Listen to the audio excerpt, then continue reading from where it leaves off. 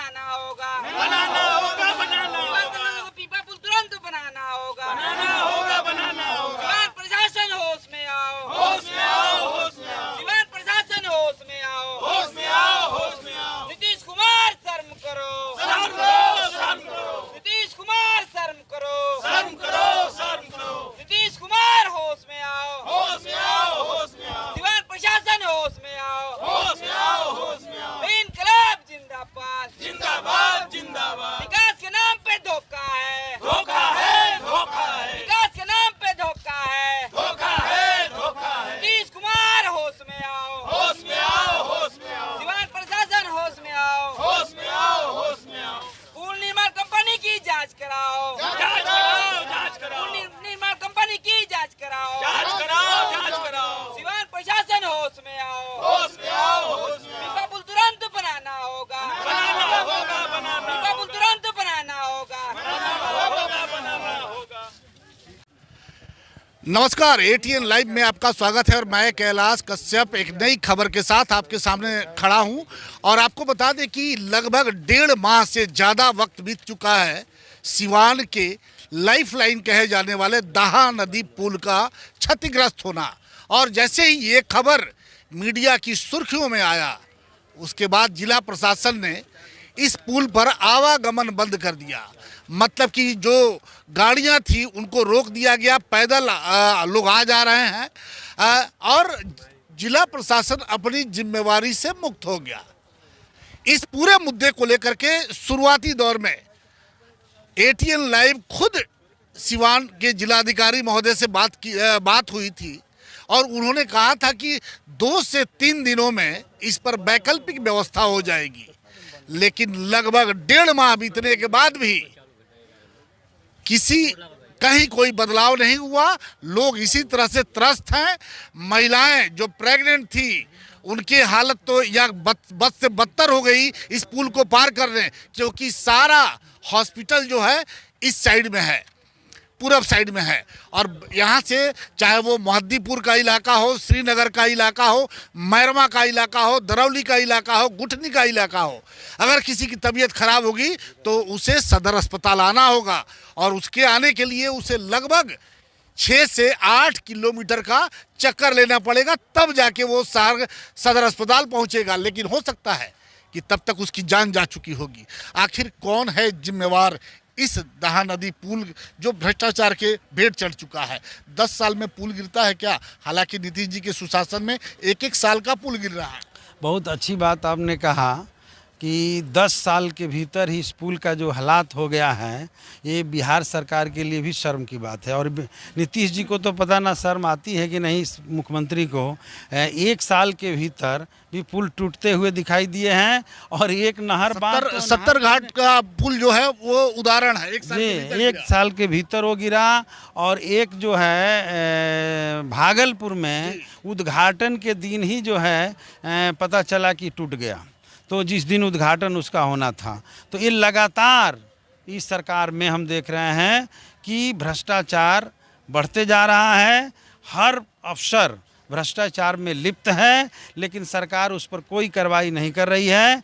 लेकिन वो एक अलग मसला है जिस कारण से आज हम सब लोगों को तकलीफ़ हो रही है कि यह पुल अगर ठीक से बनाया गया होता, संवेदक और इंजीनियर ठीक से इस काम को किए होते, तो आज ये लाखों लोगों को रोज़ जो परेशानी झेलनी पड़ती है। और हम समझ रहे हैं कि जिला का आधा हिस्सा, पूरा आधा हिस्सा और उत्तर प्रदेश से जोड़ता है मैरवा के आगे, वो सारे के सारे लोगों का आना जाना यहाँ दुभर हो गया है। और न तो बिहार सरकार सुनने के लिए तैयार है और न सिवान जिला प्रशासन सुनने के लिए तैयार है। 3 महीना से लगातार हम इंतज़ार कर रहे थे कि अब कोई न कोई तरीका लिया जाएगा। पिछले 1 महीना पहले एक घटना के मामले में मैं डीएम से मिलने गया था। उस समय भी हमने मौखिक बातचीत किया था और उन्होंने कहा कि हाँ, ये बहुत गंभीर मामला है, इस पर हम कोई न कोई तत्काल वैकल्पिक व्यवस्था करते हैं।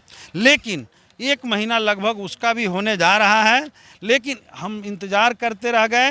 अभी अब तक हम देख रहे हैं कि कोई सरकार ने इस पर पहल नहीं लिया, जिला प्रशासन ने पहल नहीं लिया। ये सबसे अमरजीत जी, जो आजकल जो सत्ता दल के जो नेता हैं, फेसबुक के माध्यम से 1 महीने से लगातार फेसबुक पे लिख रहे हैं कि नेताजी का आश्वासन मिल गया, अब जल्द पुल बन जाएगा, ये हो जाएगा, वो हो जाएगा। पीपा पुल बनाने में, चूंकि आप लोग तो दरौली और ये गुठनी ये सब आप पूरा आपका इलाका है, वो पीपा पुल बनाने में कितना समय लगता है? और क्या पीपा पुल के लिए ये पानी सूखना जरूरी है? तो इसी पे बन जाता है। जितना इमरजेंसी है, ये पुल जितना संकट की स्थिति से लोग गुजर रहे हैं, वो 5 दिन का खेल था। और आज प्रशासन चाहे तो 5 दिन के भीतर यह पुल बन करके पीपा पुल तैयार हो जाएगा, और बाकी पुल का निर्माण पानी सूखने या जो भी हो उसके लिए लोग इंतज़ार करते रहेंगे। लेकिन प्रशासन को ये काम करना नहीं है। प्रशासन केवल जनता को आश्वासन दे रहे हैं, और मैं तो कह रहा हूँ कि बिहार सरकार ये सिर्फ आश्वासनों वाली सरकार रही है, इसके साथ इसको काम करना नहीं है। और सत्ता दल के जो लोग फेसबुक पर, ट्विटर पर इन सारी बातों को लिख रहे हैं, मैं तो कहना चाहता हूं, अरे लिखने की ज़रूरत नहीं है, ज़रूरत काम करने की है। अगर शर्म है और हिम्मत है तो आप आकर के काम करके दिखाइए, नहीं तो आज से फेसबुक, ट्विटर पर लिखना बंद कीजिए। और मैं आज आपके इस चैनल के माध्यम से बिहार सरकार से, जिला प्रशासन से मांग करता हूं कि तत्काल 15 दिन के भीतर पीपा पुल का निर्माण किया जाए, और इस पुल के निर्माण करने वाले जो इंजीनियर रहा है, जो इसके संवेदक रहे हैं, जांच करते हुए उनको गिरफ्तार करके तत्काल जेलों में डाला जाए, ताकि आने वाले दिनों में कोई भी संवेदक और इंजीनियर इस तरह के घटिया काम न करा सके। सबसे बड़ी विडंबना यही है अमरजीत जी कि जो भ्रष्टाचारी हैं उन पे कोई कार्रवाई नहीं होती। बिल्कुल। कहा यह जाता है कि हम जांच करवा रहे हैं, और जांच का आज तक इतिहास रहा है कि कोई रिजल्ट नहीं आया है। और यही वजह है कि ये पुल साल भर में, कोई साल भर में गिर रहा है, कोई 5 साल पे गिर रहा है, कोई 9 साल पे गिर रहा है। तो अब तो आपको क्या लगता है कि ये सरकार जो सुशासन की सरकार है, क्या भ्रष्टाचारियों पे नकेल कस पाएगी? ये सरकार के बारे में आपने जो कहा, मैं समझता हूँ कि आप भी बहुत ज़्यादा जानकारी रखते हैं, और ये बिल्कुल सत्य बात है कि सुशासन और कानून का राज इनका एक मजाक बना हुआ है। जनता इसकी नोटिस नहीं ले रही है। अगर कानून का राज और सुशासन की बात करें तो देखा जाए तो 2 चीज़ें इस सरकार में, जो 3 चीज़ इन्होंने कहा था, तीनों बढ़ा हुआ है। इन्होंने कहा कि करप्शन पर रोक लगाएंगे, तो आज करप्शन सर पर चढ़ के बोल रहा है। थानों में आप चले जाइए, मैं तो देख रहा हूँ किस तरीके से एक नीतीश सरकार ने शराबबंदी क्या किया, हमारे थाने माले माल हो गए हैं। थानादार करोड़पति बन रहे हैं, बड़े बड़े माफियाओं से साठ-गांठ रख रहे हैं, और छोटे छोटे लोगों पर गिरफ्तारी करके उनको जेल भेज रहे हैं। ये लगातार चल रहा है। तो एक तो ये थानों का करप्शन की बात है। आप कलेक्ट्रेट में चले जाइए, किसी भी कार्यालय में चले जाइए, बिना पैसा का फाइल नहीं बढ़ रहा है। एक खारिज दाखिल कराने चले जाइए, सीओ जो है उसमें इतना रकम मांगता है जिससे कि कोई दे भी नहीं सकता, और ले करके ही खारिज दाखिल का काम होता है। तो करप्शन इस रूप में भी है, जनता इससे तबाह है। और साथ ही साथ बड़ी बड़ी जो योजनाएं चल रही है, उन योजनाओं में लूट मचा हुआ है। सड़कों की गुणवत्ता की जाँच कीजिए, पुलों की गुणवत्ता की जाँच कीजिए। अब तो सर ऐसा लग रहा है कि जो भी, चाहे वो पुल बनाने का काम हो, या सड़क बनाने का काम हो, या नाला बनाने का काम हो, सिर्फ उगाही के लिए ये विकास का काम चल रहा है। और सत्ताधारी दल के लोग भी उसमें पूरी तौर पे संलिप्त हैं। उन लोगों से वो लोग भी लेते हैं, और पूरे सरकार तक बना हुआ है, मुख्यमंत्री तक चीज़ें चलती हैं, और इसलिए करप्शन। ये बताइए कि इस पुल का निदान निकलेगा? ऐसा लग रहा है कि माने जैसे नहीं होता है कि एक भोजपुरी में कहावत है, क्या इसका क्या निदान निकलेगा अभी? देखिए, बात साफ है। हमारी पहचान बहुत दिनों से आपसे है, और यहाँ के जितने मीडिया जगत के लोग हैं वो लगातार हमको देखते रहे हैं। पिछले 5.5 साल तक यही कारण है, यही लड़ाई का देन है। आप लोग जानते ही हैं कि जनता की आवाज़ को मैं लगातार उठाते रहता हूँ, और जिस तरह की भी घटनाएं होती है उस पर बोलना, लड़ना अंतिम दम तक मैं करते रहा हूं।